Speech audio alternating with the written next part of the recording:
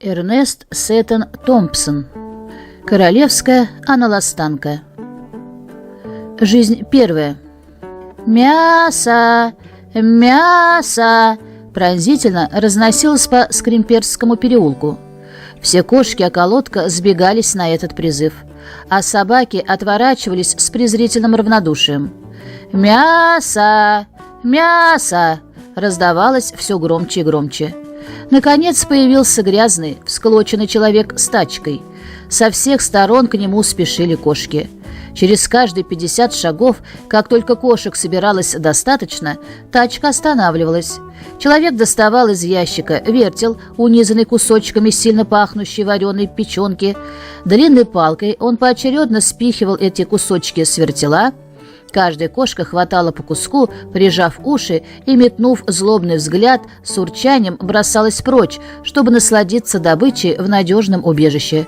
«Мясо! Мясо!» Все новые и новые пенсионерки прибывали за своими порциями. Все они были хорошо известны продавцу печенки. Вот тигровая, Кайселеная.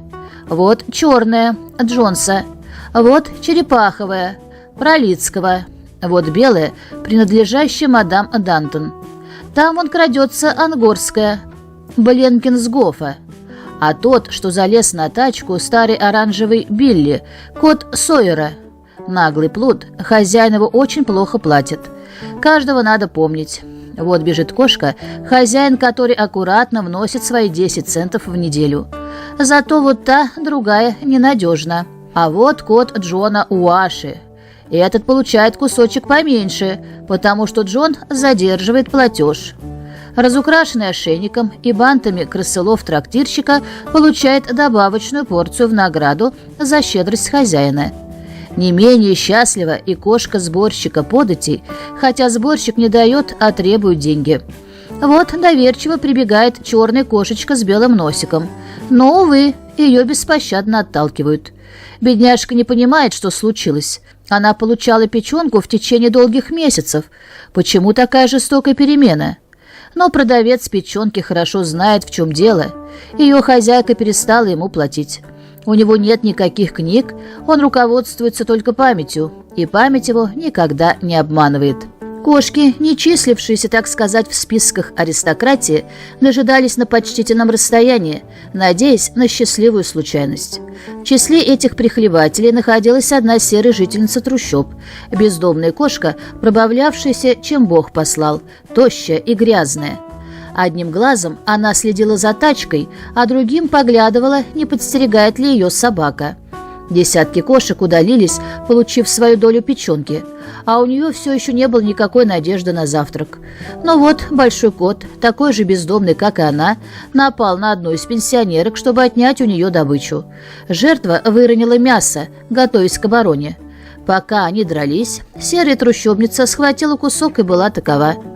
Она проскользнула в боковую калитку, перескочила через заднюю стену, затем уселась, проглотила кусок печенки, облизнулась и, блаженствуя, отправилась окольными путями к свалке, где на дне старого ящика от бисквитов дожидалось ее семейство.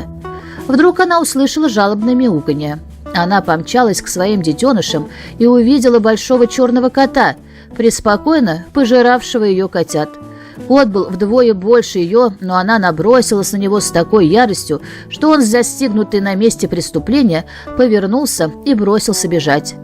Из котят уцелел всего один. Маленький серый котенок, похожий на мать, но с черными полосками на спинке и белыми отметинами на носу, ушах и кончике хвоста.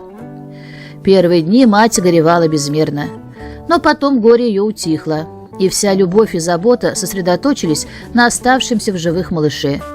Черный кот, пожирая котят, конечно, не собирался сделать доброе дело, а между тем он оказался невольным благодетелем и матери, и ее детеныша. Легче выкормить одного котенка, чем многих. Ежедневные поиски пищи продолжались. Продавец печенки редко приносил ей счастье, но в мусорных ящиках всегда бывала картофельная шелуха, которой можно было заглушить голод. Однажды ночью мать-кошка почуяла чудесный запах. Он доносился с реки. Этот запах привел кошку в док, а оттуда на набережную. Услыхав внезапное рычание, она поняла, что путь к бегству отрезан ее давнишним врагом, собакой с верфи. Выбора не было. Она перескочила на судно, с которого доносился чудесный рыбный запах. Собака осталась на берегу, и когда утром рыбачье судно отправилось в плавание, кошка поневоле отчалила на нем, и больше ее никто никогда не видел. Напрасно дожидался матери трущобный котенок. Утро пришло и прошло. Котенок сильно проголодался. Перед вечером он пустился в поиски за пищей. Он вылез из ящика и стал ползать по мусорным кучам, обнюхивая все, что казалось съедобным, но не находил ничего.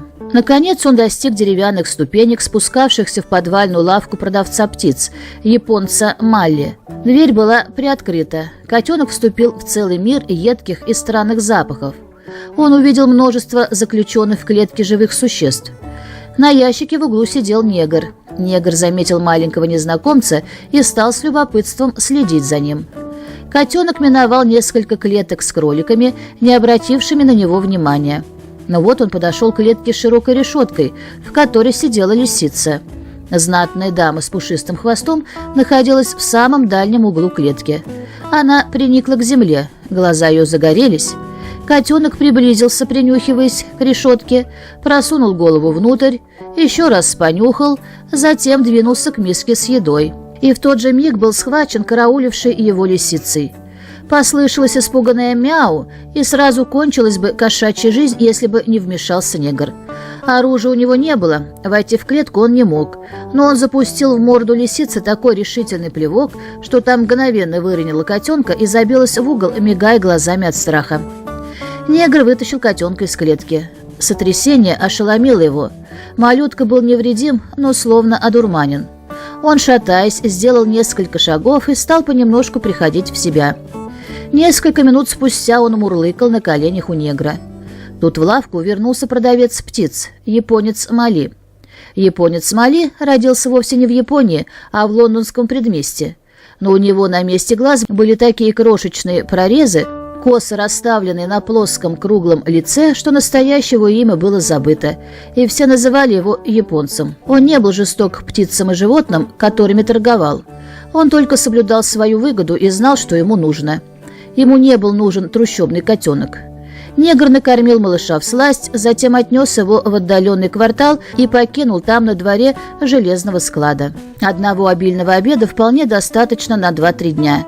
Наевшийся котенок был очень оживлен и весел. Он обрыскал груды мусора, любопытно поглядывал на висевшие за окнами далекие клетки с канарейками, заглянул через забор, увидел большую собаку, потихоньку спустился обратно, разыскал защищенное местечко на самом припеке и проспал там целый час. Его разбудило легкое фырканье. Перед ним стоял большой черный кот со сверкающими зелеными глазами. На одной щеке его белел рубец, и левое ухо было прорвано. Глядел он совсем неприветливо. Уши его шевелились, хвост подергивался, и в горле раздавалось глухое клокотание. Котенок простодушно пошел к нему навстречу. Он не узнал губителя своих братьев. Черный кот потерся мордой о тумбу, затем медленно, спокойно повернулся и исчез. Последнее, что котенок увидал, был кончик его хвоста, подергивавшийся вправо и влево. И малыш никогда не узнал, что был так же близок к смерти, как в ту минуту, когда отважился войти в клетку лисицы. Вечером котенок почувствовал голод. Он внимательно изучил длинный, невидимый и разнородный поток воздуха, именуемый ветром. Выбрав наиболее интересный из его течений, он побрел ему навстречу, повинуясь указаниям носа. В углу двора оказался ящик с мусором, в котором ему удалось разыскать немного пищи. Поев, он напился из катки с водой, стоявшей под краном. Всю ночь он старательно изучал двор. Следующий день, как и предыдущий, он провел в сладком сне на солнышке. Так шло время. Иногда он находил в мусорном ящике целый обед, иногда ничего не находил. Однажды он застал там большого черного кота, но осторожно удалился, прежде чем тот успел его заметить. Катка с водой почти всегда стояла на своем месте, а когда ее уносили, на камне под краном оставались мутные лужицы. Но мусорный ящик был чрезвычайно ненадежен. Однажды он на целых 3 дня оставил котенка без еды. Малыш пошарил вдоль забора и, отыскав небольшое отверстие, вылез на улицу. Не успел он как следует оглядеться, как вдруг что-то ринулось, зашумело. На него налетела с размаху большая собака. Котенок едва успел проскочить обратно на двор сквозь дыру в заборе. Он был страшно голоден. К счастью, он нашел немного картофельной шелухи, слегка заглушившей его мучения. Утром он не лег спать, а снова отправился на промысел. Во дворе щебетали воробьи. Они и прежде бывали здесь, но теперь котенок глядел на них другими глазами. Неотступное чувство голода пробудило в нем хищнические инстинкты. Теперь эти воробьи были добычей, были пищей. Котенок припал к земле и стал подкрадываться к воробьям. Много раз он повторял попытку, но безуспешно. Воробьи были проворнее его и всегда улетали вовремя. Наконец он понял, что хотя воробьи пища, но пища недосягаемая. На 5-й день этого незадачливого житья трущобный котенок снова отправился на улицу, надеясь чего-нибудь поесть. Когда он отошел на порядочное расстояние от щели в заборе, несколько маленьких мальчиков принялись обстреливать его кирпичами. Он пустился бежать. К погоне присоединилась собака. Положение беглеца становилось безнадежным, но вдруг он увидел железную решетку перед фасадом дома и укрылся за нею, еле успев увернуться от собаки. В окне наверху показалась женщина, прикрикнувшая на собаку. Она бросила бедняжке обрезок мяса, и котенок полакомился, как никогда еще в жизни. Затем он забился под навес, просидел там до тех пор, пока наступившая ночь не принесла с собой покоя, и тогда, словно тень, проскользнул обратно в свой двор. Такая жизнь длилась 2 месяца. Котенок вырос, возмужал и хорошо изучил опасности. Он познакомился с Даун-стрит, где каждое утро появлялись ряды мусорных ящиков. Для него большой дом был складом мусорных ящиков, всегда полных лучшими рыбными отбросами. Он вскоре познакомился также с продавцом печенки и примкнул к робкой стае кошек, за которых никто не платил. Пришлось ему встретиться и с собакой с верфи, и с другими страшными псами. Он узнал, как они злы, и научился их избегать. Вскоре, к своему счастью, он изобрел новый промысел. Многие кошки топтались в напрасной надежде вокруг заманчивых бидонов с молоком, которые оставляет по утрам на порогах и подоконниках молочник. Счастливая случайность однажды натолкнула нашего котенка на бидон со сломанной крышкой, и это научило его поднимать и целые крышки, и напиваться всласть. Откупорить бутылку он, разумеется, не мог, но ему немало попадалось бидонов с плохо прилегающей крышкой. Наш котенок усердно разыскивал такие бидоны. Мало-помалу он изучил весь свой квартал.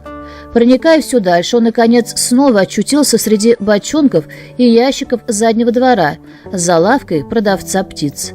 Двор железного склада всегда оставался для него чужим. Но тут в нем сразу проснулось чувство собственности, и он отнесся с негодованием к появлению другого котенка. С угрожающим видом он двинулся к пришельцу. Дело уже дошло до фырканья и урчания, когда выплеснутое из верхнего окна ведро воды залило обоих и основательно охладило их пыл.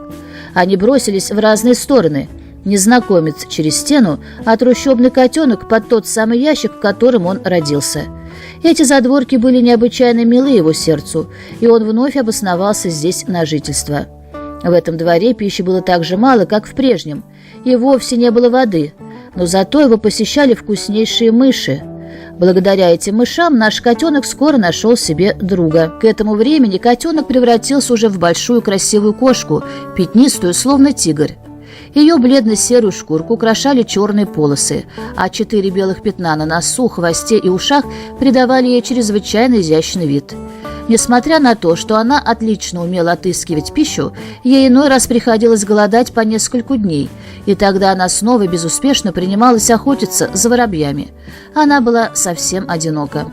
Однажды в августе, когда киска нежилась на солнце, она увидела большого черного кота, который шел прямо к ней. Она тотчас узнала его по рваному уху, попятилась к своему ящику и спряталась в нем.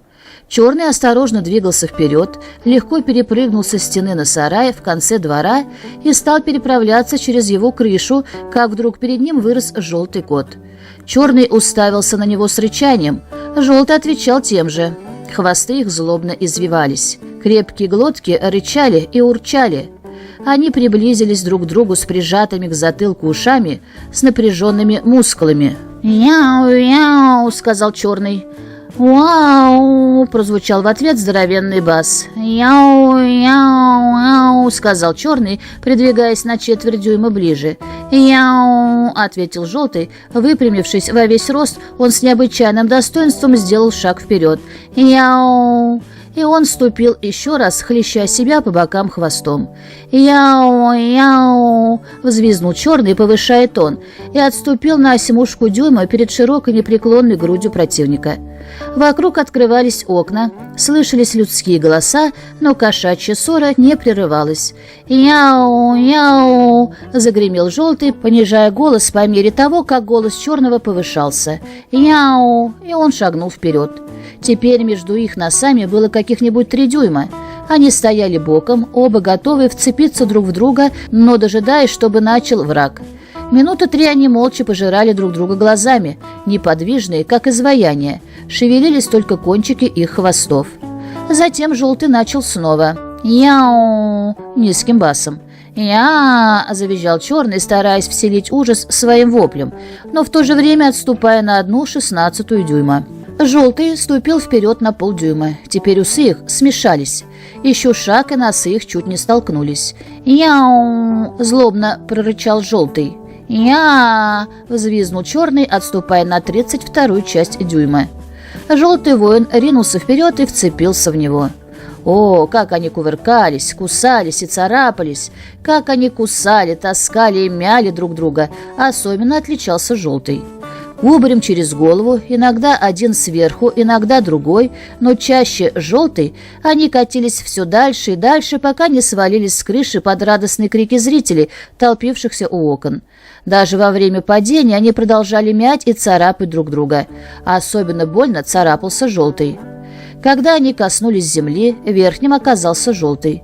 И когда они, наконец, расстались, каждому досталось вдоволь, и в особенности черному.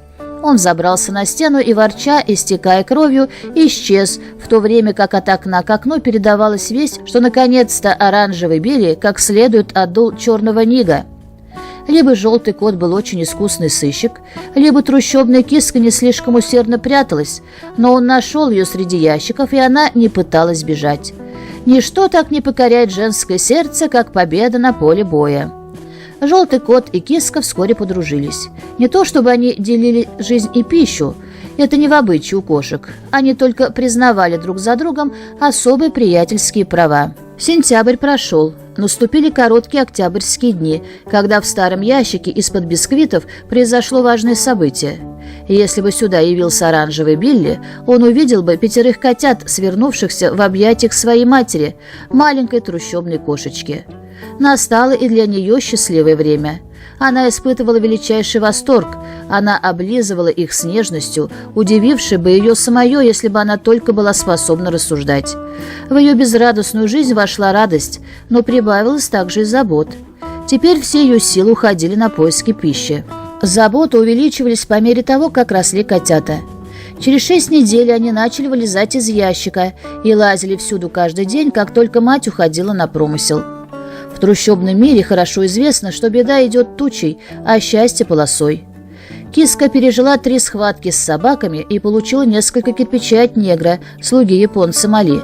Затем произошел перелом. На следующее же утро она нашла молочный бидон без крышки, успешно ограбила одного из пенсионеров тачки и отыскала большую рыбью голову. Все это в каких-нибудь 2 часа. Возвращаясь домой с тем чувством безмятежного покоя, какое может дать один только полный желудок, она увидела у себя на дворе маленькое коричневое существо. Киска вспомнила прежние свои охоты. Она убила и съела не одну мышь на своем веку и решила, что этот коричневый зверь, вероятно, крупная мышь с коротким хвостом и большими ушами. Она подкрадывалась к нему с ненужной осторожностью. Маленький кролик только выпрямился и, казалось, потешался над нею. Он и не пытался бежать, и кошка без труда схватила его. Так как ей не очень хотелось есть, она отнесла его к ящику и бросила на кучу котят. Ему не очень было больно. Он скоро оправился от страха и, видя, что не может выбраться из ящика, пристроился к котятам. Когда же они начали ужинать, он без колебаний присоединился к ним. Кошка опешила. Охотничий инстинкт одержал был верх над всем остальным, но она была сыта, и это спасло кролика. В нашей киске проснулся материнский инстинкт, и она стала кормить кролика своим молоком. Кролик сделался членом семьи и стал пользоваться уходом и пищей наравне с котятами. Прошло 2 недели. Котята весело резвились среди ящиков в отсутствие матери. Кролик же не мог выбраться наружу. Увидав котят на заднем дворе, японец Мали приказал своему негру перестрелять их, что тот и проделал в одно прекрасное утро, вооружившись 22-дюймовой винтовкой. Он застрелил одного за другим всех котят. Вдруг на стене показалась взрослая кошка с крысой в зубах. Он готовился застрелить также и ее, но вид крысы изменил его намерение. Кошка-крысолов достойна жить. Эта крыса оказалась первой, когда-либо пойманной нашей киской, но она спасла ей жизнь. Кошка пробралась через кучу хлама к ящику, но, к ее удивлению, ни один из котят не явился на зов, а кролик отказывался есть крысу. Она стала кормить его молоком, продолжая время от времени звать своих котят. Негр подкрался к ящику и, заглянув в него, увидел, к величайшему изумлению, что в нем находится кошка, живой кролик и мертвая крыса. А мать-кошка пригнула уши и зарычала. Негр удалился, но минуту спустя на ящик опустилась доска, а ящик вместе с его обитателями, живыми и мертвыми, был припровожден в птичий подвал. «Смотри-ка, хозяин, вот где кролик, который пропал. А ты-то думал, что я его украл». Кошку с кроликом поместили в большую железную клетку и в течение нескольких дней выставляли как образец счастливого семейства. Кролик вскоре захворал и умер, а кошка ни на минуту не чувствовала себя счастливой в клетке. Нужды нет, что ей вдоволь давали пить и есть. Она тосковала в неволе и весьма вероятно добилась бы скорой свободы или смерти. Но, к своему несчастью, во время 4-дневного заключения в клетке она так хорошо отмыла свою шкурку, и шерсть ее оказалась такого необычайного цвета, что японец решил оставить ее у себя. Жизнь вторая. Японец Мали был самый плутоватый из сынов лондонского предместья, когда-либо торговавших дешевыми канарейками в подвальном этаже. Он был очень беден, и негр жил с ним потому только, что уроженец Лондона соглашался делить с ним стол и кровать, и вообще считал его равным себе, в то время как американцы обращаются с неграми словно с собаками. Японец считал себя честным человеком, хотя всем было известно, что зарабатывал он укрывательством краденных собак и кошек. С полдюжины канареек служили просто-напросто ширмой. Однако японец не унывал. Он по-своему был не лишен честолюбия и любил, чтобы его считали знатоком своего дела. Однажды он даже отважился представить кошку на великосветскую выставку общества «Никербокер», руководясь 3 довольно-таки смутными целями. Во-первых, для удовлетворения своего самолюбия. Во-вторых, ради дарового входа на выставку. А в-третьих, надо, знаете ли, присматриваться к дорогим кошкам, если уж занимаешься кошачьим делом. Но выставка была великосветская, и жалкая ангорская полукровка была отвергнута с негодованием. Единственными интересными для японца газетными столбцами были те, где помещались объявления о пропаже и находке собак и кошек. Однажды он вырезал их и сохранил заметку о продаже кошек на мех, и этот клочок бумаги был пришпилен к стене ловчонки, и он заставил японца приняться за жестокий опыт над трущобной кошкой. Прежде всего он вымазал ее грязную шкуру особым снадобьем для уничтожения насекомых, затем основательно вымыл ее в теплой воде с мылом, невзирая на вопли, когти и зубы. Киска была в ярости. Но когда она стала подсыхать, шерсть ее распушилась, сделалась необыкновенно чистой и мягкой. Японец и его помощник были очень довольны своим опытом. Впрочем, это было только начало. Самый опыт еще предстоял впереди. Для улучшения меха успешнейшим средством является обилие маслянистой пищи и постоянное пребывание на холодном воздухе, гласила газетная заметка. Зима была уже на носу, и японец Мали выставил клетку киски во двор, защитив ее только от дождя и ветра. Он принялся кормить ее, сколько влезет, жмыхами и рыбьими головами. Через неделю уже наступила заметная перемена. Кошка с каждым днем становилась сытее и пушистее, ей нечего было делать, как только набираться жиру и ухаживать за своей шерстью. Клетка содержалась в чистоте, и так как природа, откликаясь на холодную погоду и маслянистую пищу, делала кошачью шубку с каждым днем все пышнее и блестяще, к половине зимы трущобная киска превратилась в кошку редкостной красоты, с чудесной пушистой шерстью, разрисованной прекрасными полосами. Японец был очень доволен результатом опыта и возмечтал о небывалой славе. Почему бы не послать киску на приближающуюся выставку? Но после прошлогодней неудачи он стал осторожнее. «Видишь ли, Сэмми, — сказал он негру, — предлагать ее как бродячую кошку не годится, но мы умаслим никербокеров. Прежде всего необходимо хорошее имя. Ты понимаешь сам, что здесь нужно что-нибудь королевское. Ничем так не проймешь никербокеров, как чем-либо королевским. Что ты скажешь, например, о королевском Дике или королевском Сэме? Однако, постой, это все мужские имена.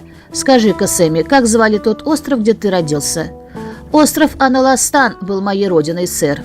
«Здорово. Королевская аналастанка, черт возьми. Единственная королевская аналастанка с аттестатом на все выставки.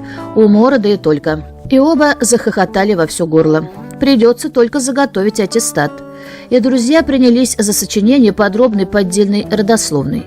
А однажды в сумерки, украсившись взятым на прокат цилиндром, Сэм вручил кошку и ее аттестат распорядителям выставки. Ведение переговоров предоставлено было негру. Он был когда-то цирюльником на 6-й авеню и умел держаться гораздо солиднее и важнее, чем Мали. И это и было, вероятно, одной из причин, почему королевская аналастанка встретила почтительный прием на кошачьей выставке. Японец очень чванился тем, что его кошка попала на выставку. В нем жило благоговение лондонского лавочника перед высшим обществом. И когда в день открытия он подошел к входу, у него дух занялся при виде целого моря экипажей и цилиндров. Привратник зорко взглянул на него, но, увидев билет, пропустил, вероятно, приняв его за конюха какого-нибудь важного барина, выставившего кошку. В зале перед длинными рядами клеток лежали бархатные ковры. Японец осторожно крался вдоль стен и, поглядывая на кошек разных пород, отмечая голубые и красные бантики, выискивал свою кошку, но не смел спросить о ней и трепетал в душе при мысли, что подумает это пышное великосветское сборище, если узнает, какую он сыграл с ними шутку. Он видел много премированных животных, но никак не мог найти свою трущобную кошку. Он пробирался сквозь толпу, но киски все не было видно. Японец решил, что произошла ошибка. Вероятно, судьи в конце концов отказались ее принять. Нужды нет, он получил свой входной билет и знает теперь, кому принадлежат ценные персидские и ангорские кошки. Посреди центрального зала помещались первоклассные кошки. Вокруг них собралась целая толпа.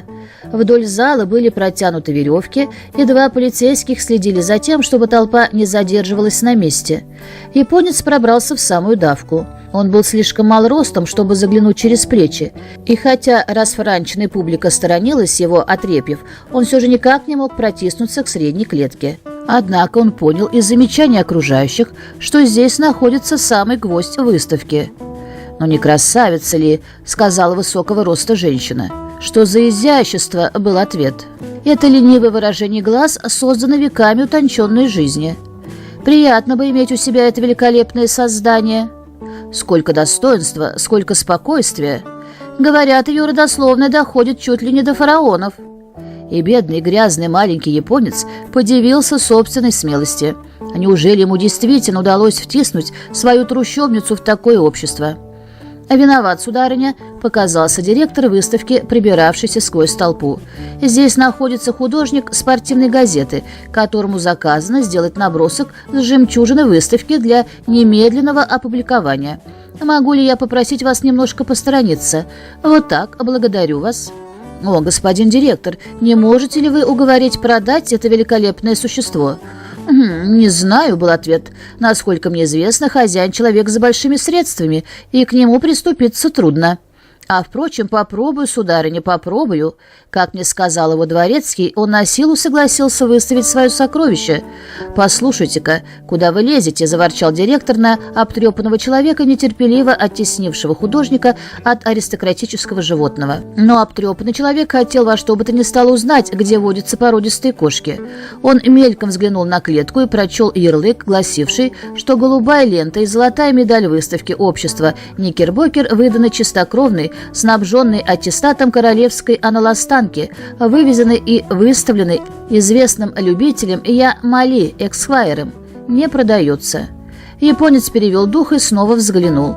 Да, сомнений нет, там, высоко на бархатной подушке, в золоченой клетке, под охраной 4 полицейских, красуясь бледно-серой с яркими черными полосами шубкой, чуть-чуть прижмурив голубоватые глаза, лежала его трущобная киска. Ей было очень скучно. Она не ценила поднятого вокруг нее шума. Японец Мали целыми часами простаивал около клетки, упиваясь своей славой.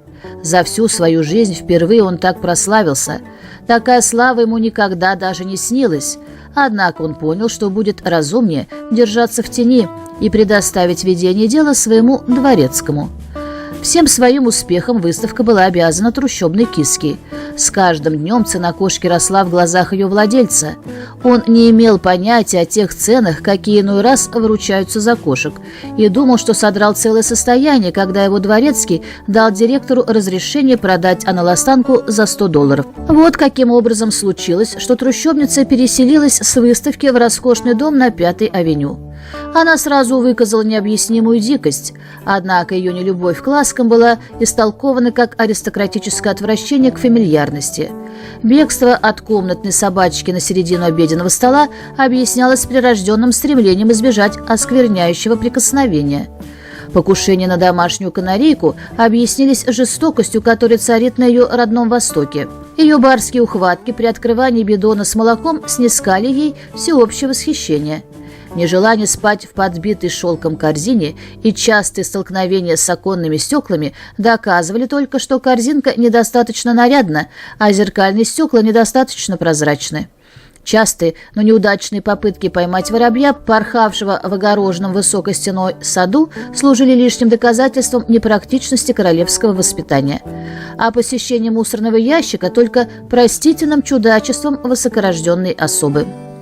Киску угощали и ласкали, однако она не была счастлива. Киска тосковала по родине. Она теребила голубую ленту на шее, пока не избавилась от нее, билась в оконные стекла, потому что они казались ей дорогой на улицу, избегала людей и собак, потому что люди и собаки были ее старыми врагами. Она подолгу сидела у окна, с тоской разглядывая крыши и задние дворы. Как бы ей хотелось снова вернуться к ним. Но за ней строго следили, никогда не выпускали во двор. Тем не менее, в один мартовский вечер королевская аналостанка улучила минутку, когда мусорные ящики выставлялись во двор, выскользнула за дверь и была такова. Нечего и говорить о происшедшем переполохе. Но киска не знала и знать не хотела о нем. Она думала только о том, как бы поскорее добраться домой. После многих незначительных приключений она очутилась возле Граммерси-Грэндж-Хилла.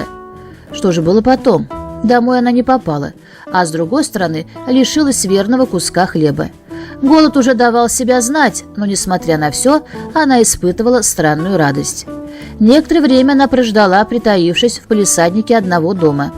Поднялся резкий восточный ветер и принес ей дружескую весть. Люди назвали бы эту весть скверным запахом с набережной, но для нашей кошки это была желанная весточка из дому. Она побежала рысью вдоль длинной улицы по направлению к востоку, держась вблизи домовых решеток, изредка замирая на месте, как изваяние, и, наконец, достигла набережной и воды. Но место оказалось ей незнакомым. Можно было повернуть и на юг, и на север. Что-то заставило ее повернуть к югу, и, лавируя между собаками, повозками и кошками, извилинами бухты и прямыми решетками, она очутилась часа через 2 среди привычных запахов. Солнце еще не встало, когда она проползла, усталая и охромевшая сквозь ту же старую щель на задворке птичьей лавки, в тот самый ящик, в котором родилась. О, если бы семейство с 5-й авеню могло увидеть ее в обстановке ее родного Востока! Отдохнув как следует, она подошла к ступеням птичьего подвала, разыскивая пищу. Дверь отворилась, и на пороге появился негр. Он крикнул птичьему торговцу: «Слышь, хозяин, поди сюда! Королевская аналастанка вернулась домой». Когда японец вышел на порог, кошка перескакивала через крышу. Оба принялись звать громкими и в то же время умильными, заискивающими голосами: «Кис-кис, бедная киска, иди сюда, киска». Но киске они не нравились, и она отправилась в прежние свои дебри.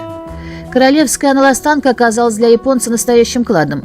На полученные за нее $100 он купил немало новых пленников и всяких нужных вещей.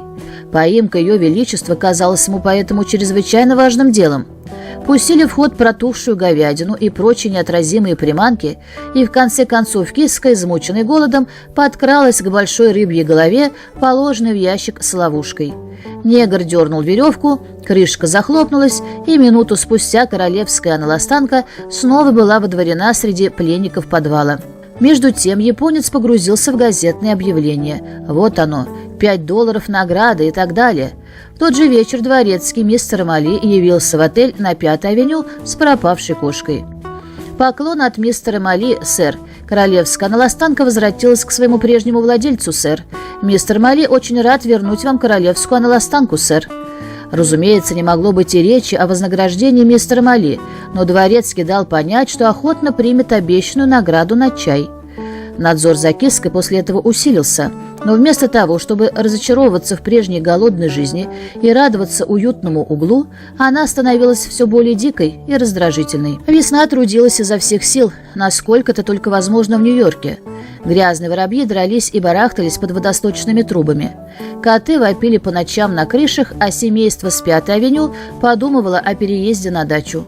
Уложили вещи, заперли дом и отправились в деревню, взяв с собой киску в корзине. Как раз то, что ей нужно. Перемена воздуха и обстановки отвлечет ее от разлуки с прежними хозяевами, и она будет счастлива. Корзину поставили в дорожный ящик за каретой. В нее проникали мимолетные звуки и запахи, и сразу же исчезали. Карета переменила направление. Затем послышался топот многих ног, корзина снова закачалась. Короткая остановка, новая перемена направления, щелканье, хлопанье, продолжительный резкий свист, звонки, грохот, шипение, неприятный запах, отвратительный запах, ужасный, ненавистный, удушливый запах, убийственный, ядовитый смрад. Грохот заглушил вопли бедняжки. Она задыхалась от недостатка воздуха. И вдруг снова явился свет, явился воздух. Затем человеческий голос прокричал: «Вынуть багаж!». Для киски это был, разумеется, только бессмысленный человеческий рев. Грохот замер. Немного погодя, тряска возобновилась. Снова множество звуков и колыханий, но без ядовитого смрада. Она услышала глухое мычание коров. Вот приятный речной запах. Опять толчки, крики, скрипы, остановки, щелканье, хлопанье, вонь, прыжки, потряхивания. Затем новые запахи, еще толчки, большие толчки, малые толчки, газ, дым, визг, звон, дрожь, вопли, громы. И опять новые запахи, стуки, колыхания, грохот, снова запахи. Наконец остановка. Сквозь крышку корзинки уже просвечивали солнечные лучи. Королевскую кошку переместили в дорожный ящик старомодного фасона. Переменив направление, колеса загремели по другой дороге. Прибавился новый ужасный звук — лай собак, совсем близко, над самым ухом. Корзинку открыли, и трущобная кошка оказалась на даче. Окружающие были добры до навязчивости. Всем хотелось угодить королевской особе, но почему-то никому это не удавалось, кроме большой жирной кухарки. С кухаркой киска познакомилась на кухне. Запах этой жирной женщины напоминал запах трущоб, и королевская аналастанка сразу заметила это.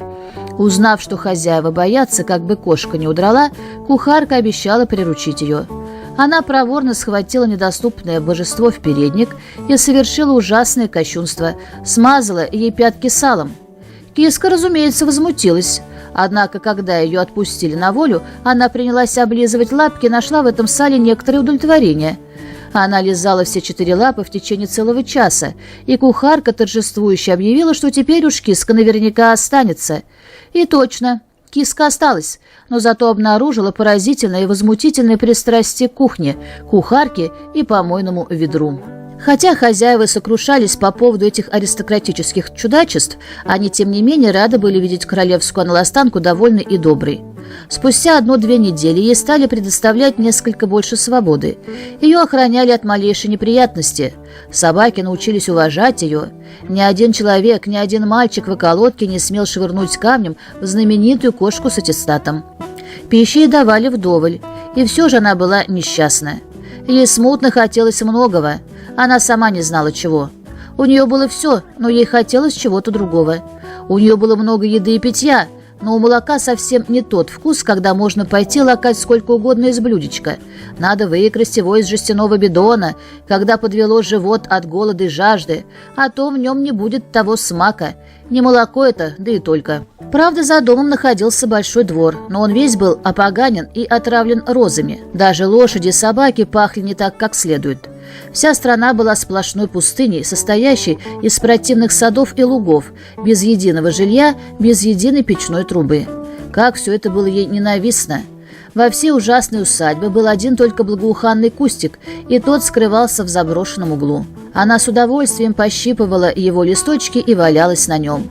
Это было единственное приятное место в усадьбе, ибо с самого приезда она не видела ни одной тухлой рыбьей головы, ни одного мусорного ящика. Дачная местность казалась ей гнусной, некрасивой, странной.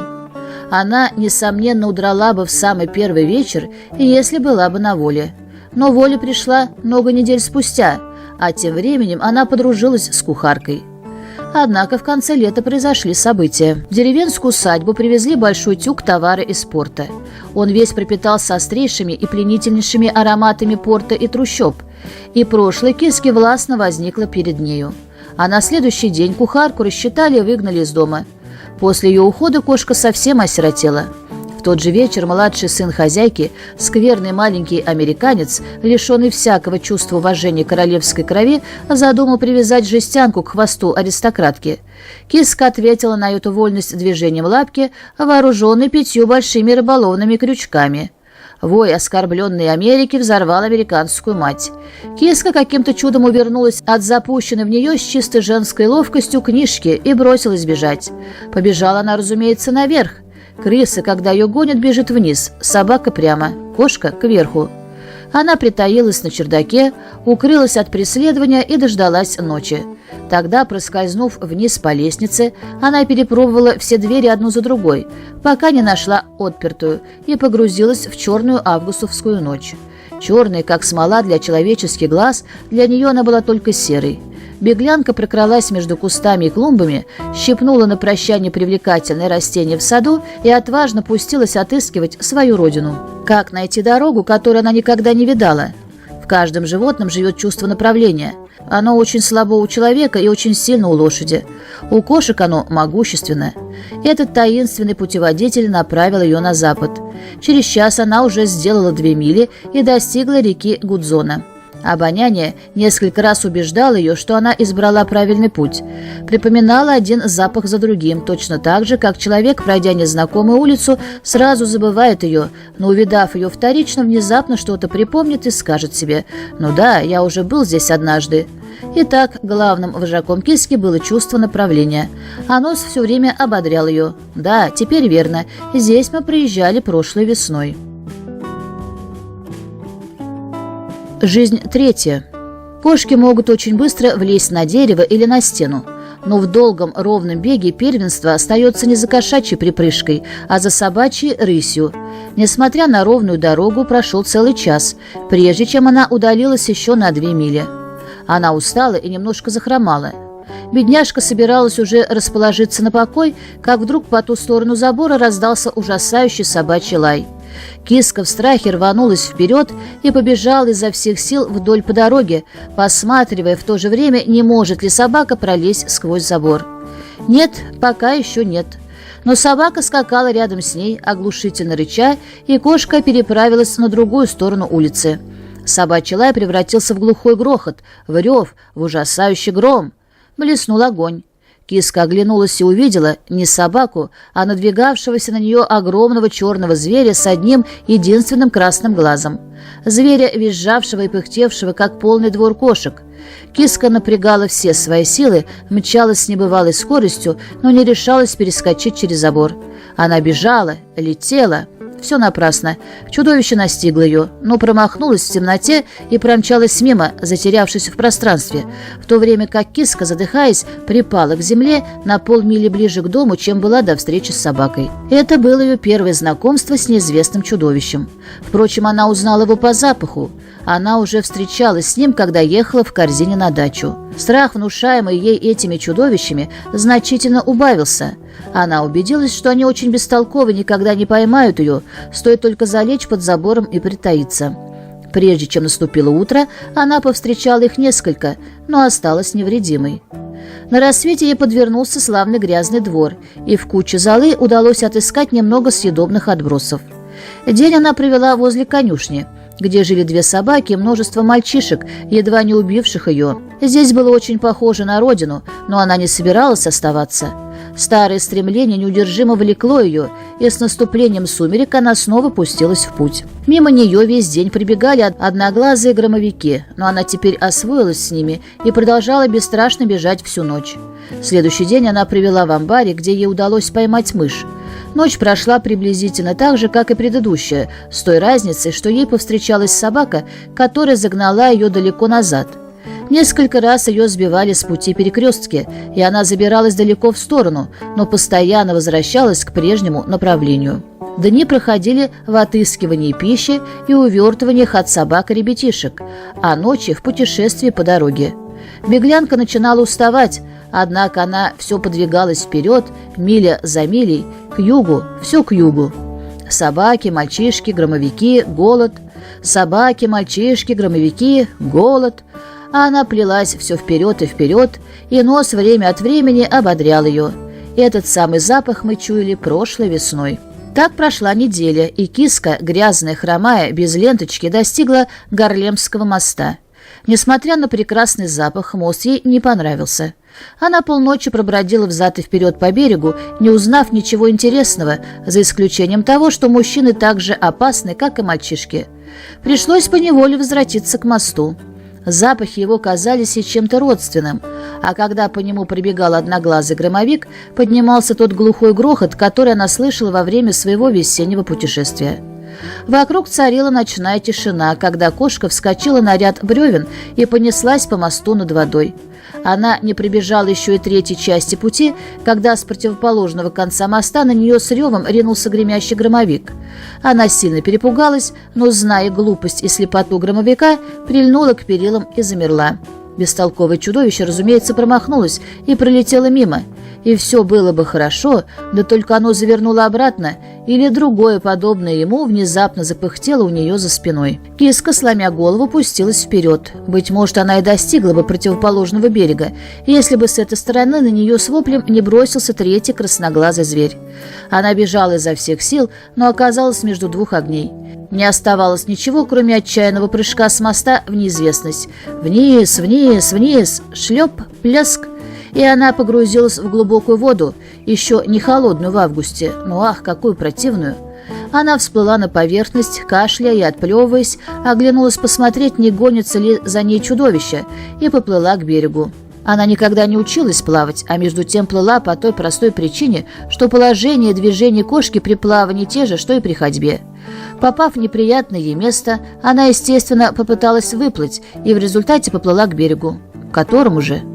Любовь к родине никогда не обманывает. Единственным берегом для нее был южный, ближайший к дому. Мокрая, она вскарабкалась на илистый берег и пробралась между грудами угля и кучами ссора, черная, замазанная и совсем не царственная, а самая обыкновенная трущобная кошка. Немного оправившись от потрясения, королевская трущобница почувствовала, что ванна пошла ей впрок. Ей стало тепло, и у нее появилось гордое сознание победы, ведь она перехитрила 3 больших чудовищ. Нос, память и чувство направления склоняли ее вернуться к старому следу, но прямой путь кишел одноглазыми громовиками, и осторожность заставила ее пойти по речному берегу, который своей вонью напоминал ей о родине. Так она избежала повторения невыразимых ужасов моста. Более 3 дней ушло на изучение различных опасностей набережных Восточной реки. Однажды она по ошибке попала на паром, который перевез ее на долгий остров, но вернулась оттуда с первым обратным паромом. Наконец, на 3-ю ночь она достигла знакомого места, пройденного ею в ночь первого своего бегства. Отсюда путь был быстрый и надежный. Она в точности знала, куда идет и как добраться до дому. Беглянка прибавила шагу. На сердце стало веселее. Еще немного, и она свернется клубочком в ящике на своем родном Востоке, в заднем дворе. Еще один поворот, и она увидит знакомое здание. Ну что это? Всех зданий как не бывало. Киска не верила своим глазам, но поневоле пришлось им поверить. Там, где прежде толпились дома, виднелась пустынная путаница кирпичей, хлама и ям. Киска обошла вокруг. Она знала по цвету мостовой, что достигла своей родины, что именно здесь жил продавец птиц, здесь находился старый двор. Но все это исчезло безвозвратно, унеся с собой все привычные запахи, и сердце бедняжки сжалось от полной безнадежности. Любовь к родине была главным ее двигателем. Она пожертвовала всем на свете, чтобы вернуться к дому, который перестал существовать, и впервые ее отважное сердечко переполнилось отчаянием. Она обошла безмолвные кучи ссора и не нашла ни утешения, ни пищи. Разорение захватило несколько кварталов и дошло до самой реки. И это не был пожар. Киска однажды видела пожар и знала, как он выглядит. Скорее, это было похоже на работу целого стада красноглазых чудовищ. Киска не подозревала о большом мосте, который собирались воздвигнуть на этом самом месте. С восходом солнца она принялась искать пристанище. Один из соседних кварталов сохранился почти в первоначальном виде, и королевская аналастанка решила приютиться там. Ей были известны некоторые из тамошних ходов и выходов, но, перебравшись туда, она была неприятно поражена обилием кошек, изгнанных, подобно ей, со старого места жительства. Теперь на каждый мусорный ящик приходилось по нескольку кошек. Это означало голод, и Киска, потерпев несколько дней, была вынуждена отправиться на розыски своего другого дома на 5-й авеню. Она застала его запертым и пустым. Прокараулив там целый день, она поссорилась с высоким человеком в синем пальто и на следующий вечер возвратилась в свою переполненную трущобу. Прошел сентябрь, за ним и октябрь. Многие из кошек околели с голоду и попались по слабости в лапы своих врагов. Но наша Киска, крепкая и молодая, все еще была жива. Между тем, в разукрашенных кварталах произошли большие перемены. Эти кварталы Киска впервые увидела ночью, и тогда они были пустынны. Но днем их заполняли шумные рабочие. К концу октября там построили высокое здание, и трущобница, теснимая голодом, однажды прокралась к ведру, оставленному во дворе негром. К сожалению, ведро не было помойным, это было ведро для мытья пола. Печальное разочарование сопровождалось, однако, некоторым утешением. На ручке оказались следы знакомой руки. В то время как она изучала их, приставленный к лифту негр появился на пороге. Несмотря на синюю ливрею, она по запаху узнала его и попятилась на другую сторону улицы. Он не сводил с нее глаз. Неужто это королевская аналастанка? «Слышь-ка, кис-кис-кис! Сюда, киска, сюда! Уж и голодна-то, наверное!» Голодна. Она за несколько месяцев ни разу не поела досыта. Негр вошел в дом и вскоре вернулся с остатками своего завтрака. «Слышь-ка, киска, кис-кис-кис!» Еда была очень заманчива, но Киска имела основание не доверять этому человеку.